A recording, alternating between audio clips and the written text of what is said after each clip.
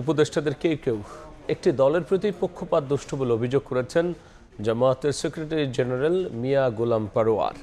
জনগণের মতামত ছাড়া পিআর পদ্ধতির দাবিকে উপেক্ষা করা যাবে না বলেও হুঁশিয়ারি দিয়েছেন তিনি। দাবি জানিয়েছেন গণভোটের মাধ্যমে পিআর পদ্ধতির মীমাংসার। এদিকে সোহরাওয়ার্দী উদ্যানের সমাবেশে ইসলামী আন্দোলনের আমির অভিযোগ করেছেন গোপনে বিএনপিকে ক্ষমতায় আনার চেষ্টা চলছে।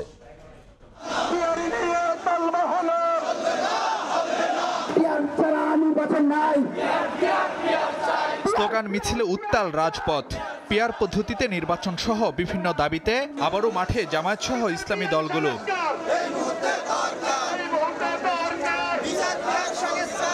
সংসদের উভয় কক্ষে পিআর পদ্ধতি, জুলাই সনদের ভিত্তিতে ফেব্রুয়ারিতে নির্বাচন সহ 5 দফা দাবিতে শুক্রবার জুমার নামাজের পর জাতীয় মসজিদ বাইতুল মোকাররমের দক্ষিণ গেট থেকে গণমিছিল বের করে ঢাকা মহানগর উত্তর ও দক্ষিণ জামায়াত।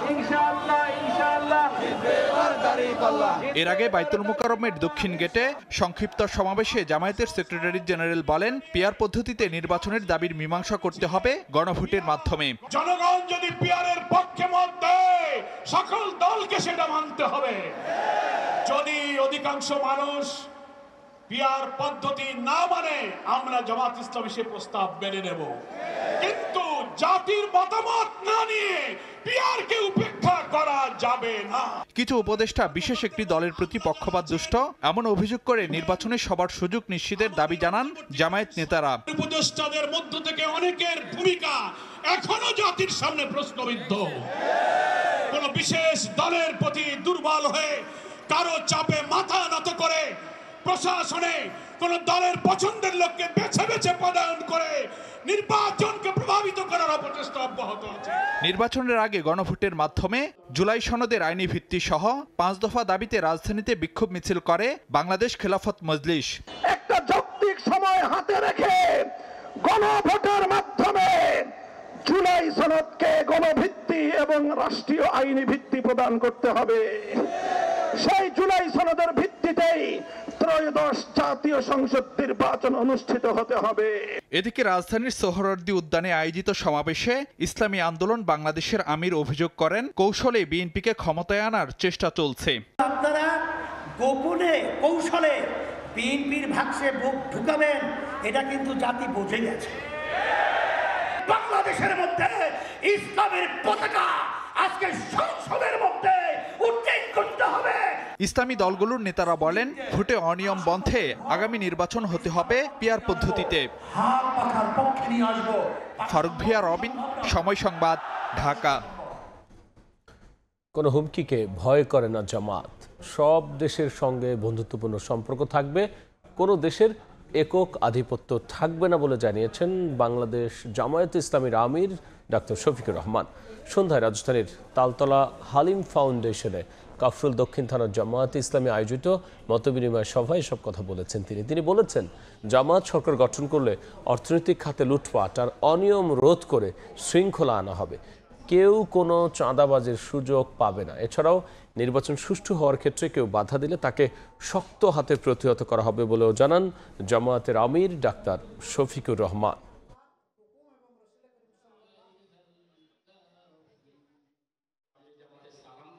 এই ভোটের সেন্টারগুলা শক্তভাবে গার্ড দিতে হবে। আমরা চাই ভোটটা নিরপেক্ষ হোক, সুষ্ঠু হোক। সেই ভোটে যেই পাস করবে আমরা তাকে অভিনন্দন জানাবো। কিন্তু আমরা 3 বার ভোট দিতে পারি নাই, এবার 4র্থবার কেউ যদি আমাদের ভোট ডাকাতি করতে আসে, আমাদেরকে তৈরি থাকতে হবে ডাকাতের হাত ভেঙে দেওয়া, যেন দুঃসাহস না করে আমার ভোটে হাত দেওয়া। এসব বিষয় নিয়ে বিস্তারিত আলোচনার জন্য স্টুডিওতে যুক্ত হয়েছেন সহকর্মী ফারুক ভে রবিন। যাচ্ছি তার কাছে। রবিন, আপনার রিপোর্ট দেখছিলাম, একই সাথে বড় দলগুলোর পাল্টাপাল্টি যে অবস্থান এবং কড়া যে পাল্টাপাল্টি অবস্থান, এটিতে যদি দেখি যে দুই পক্ষই দাবি করছে যে তাদের পক্ষে হচ্ছে, মানে অপর পক্ষের প্রশাসন এবং উপদেষ্টারা যার যার অবস্থান থেকে তারা বলছেন ভিন্ন পক্ষে আসলে কাজ করছে। আসলে কি ভেতরে কি কাজ করছে? রাব্বি, আসলে সবসময় কিন্তু দেখা যায় যখন নির্বাচনের সময় ঘনিয়ে আসে তখনই কিন্তু যে প্রশাসন কিংবা আমলাতন্ত্র বা নির্বাচন কমিশন তারা কার দিকে ঝুঁকছে তা নিয়ে রাজনৈতিক অঙ্গনে নানা ধরনের পাল্টাপাল্টি নানা বক্তব্য আসে।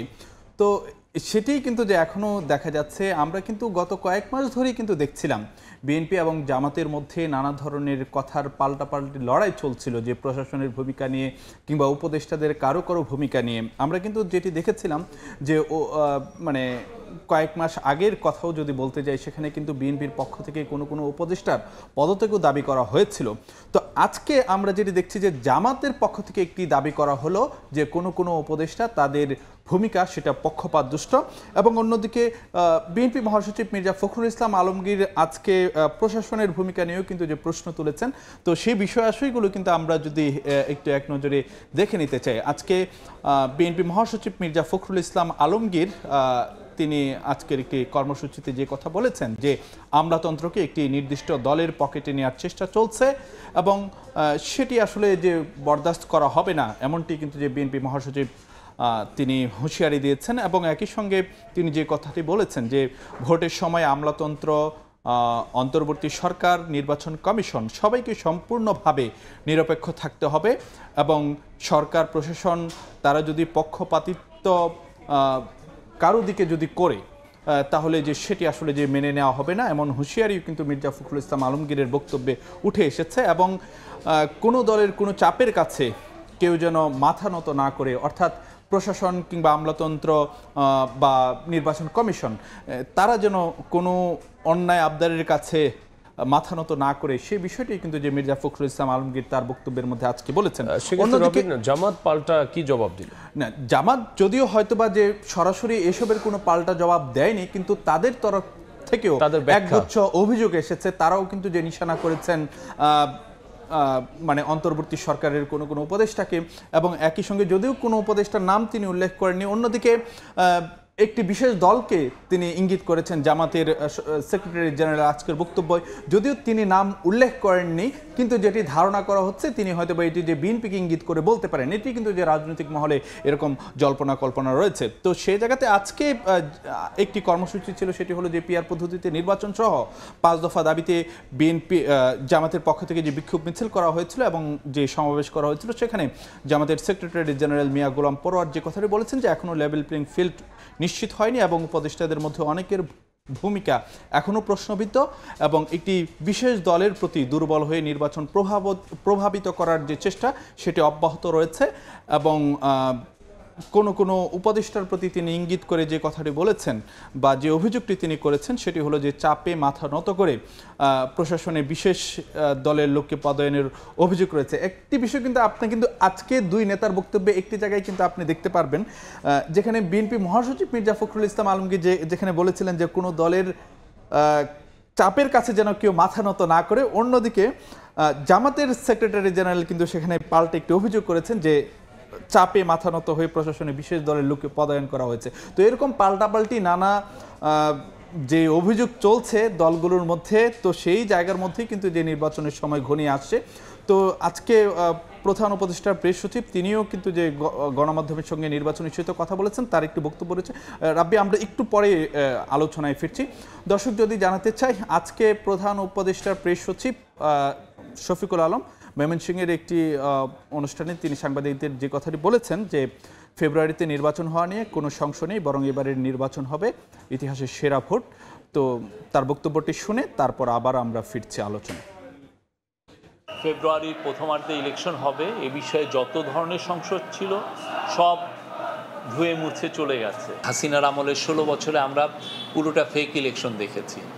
আমরা সেই জায়গার থেকে সরে এসে কিভাবে সুন্দর ইলেকশন হয় এবং বাংলাদেশের ইতিহাসে আমরা মনে করি একটা অন্যতম বেস্ট ইলেকশন হবে। রাব্বি, দেখছেন তার মানে সবার পক্ষ থেকে পিআর পদ্ধতি হোক আর আন্দোলন অথবা পাল্টাপাল্টি অভিযোগ যেটি হোক, সঠিক সময়ে কিন্তু সবাই আবার নির্বাচন চাচ্ছে এবং প্রধান উপদেষ্টার প্রেস উইংও কিন্তু সেটিই বলছে। বক্তব্যগুলোতে এরকমই দেখা যাচ্ছে। আজকে আবার মির্জা ফখরুল ইসলাম আলমগীর যে কথাটি বলেছেন যে লন্ডনে তারেক রহমান এবং ডক্টর ইউনূসের বৈঠকে যে ফেব্রুয়ারিতে নির্বাচনের যে সময়সীমার কথা বলা হয়েছিল সেই ঘোষিত সময়সীমার মধ্যে আসলে যে নির্বাচন হতে হবে, অন্যথায় আসলে নির্বাচন হবে না, এমন সংশয়ের কথা কিন্তু যে মির্জা ফখরুল ইসলাম আলমগীরের কথাই এসেছে। অন্যদিকে জামাত যে কথাটি বলছে যে নির্বাচনের আগে গণভোটে পিআর ইস্যুর যে মীমাংসা সেটি জামাত চায়, এবং অন্যদিকে আজকে জামাতের আমির তিনি যে কথাটি বলছেন যে সুষ্ঠু ভোটে কেউ বাধা হলে সেটিকে শক্ত হাতে প্রতিহত করা হবে। আর অন্যদিকে এসব নানা জল্পনা কল্পনা থাকলেও প্রধান উপদেষ্টার প্রেস সচিব যেটি দাবি করছেন যে এবারে নির্বাচন হবে ইতিহাসের সেরা ভোট।